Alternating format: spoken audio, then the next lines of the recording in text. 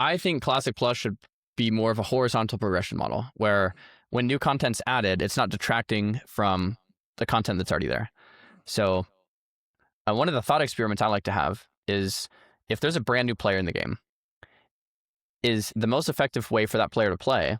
And the reason it's most effective is because 2026 gamers are effective, right? They have the internet, they have Twitch, they have YouTube. They are going to be effective. So is the most effective way for that player to play to skip all of the old content and get into the newest patch raid. If that's possible, I think it's a failure of Classic Plus. I don't think that's a good thing, right?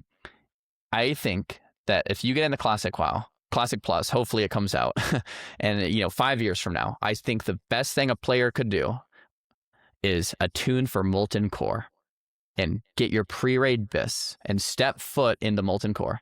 No matter whether it's Classic Plus 5 years from now or 10 years from now or 15 years from now, there's things that shouldn't be able to be skipped. Like you have to kind of go through the progression of the game, and the old content's still valuable. It has drops like Thunderfury. Like Thunderfury is a weapon that shouldn't just be taken away and like, oh, there's a new best weapon now.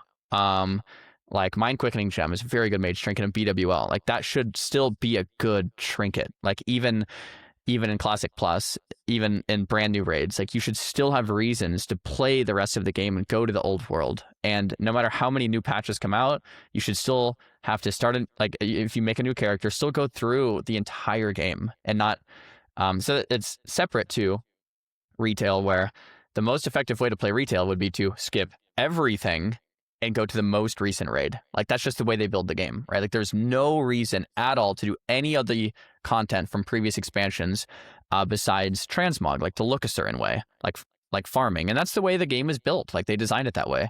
But I think Classic Plus should go the opposite direction and think, okay, all of this stuff is always going to be meaningful. And when there's new content, you can do that, but like it doesn't T-value the old stuff. And that's a hard thing to do. I've had this conversation on stream. Like you have games that are almost perfectly vertical, like a retail, and then games that are a lot more horizontal, but it's never perfectly horizontal or vertical. Like you can kind of be anywhere in between, right? It's a spectrum. And like even a game like RuneScape, like there's new patches that come out with like better weapons that like you would think like, okay, well this replaces that, or like maybe replaces the need for that. But there still might be use cases for it, or there still might be achievements to go back. Like there's still kind of reasons that you could make to kind of do it all. So it's not like perfectly horizontal, but it's like pretty darn flat.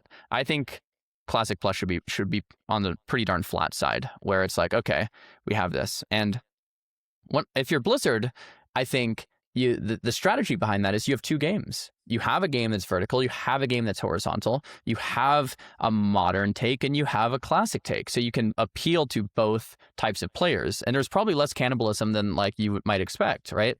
The marketing term cannibalism, by the way.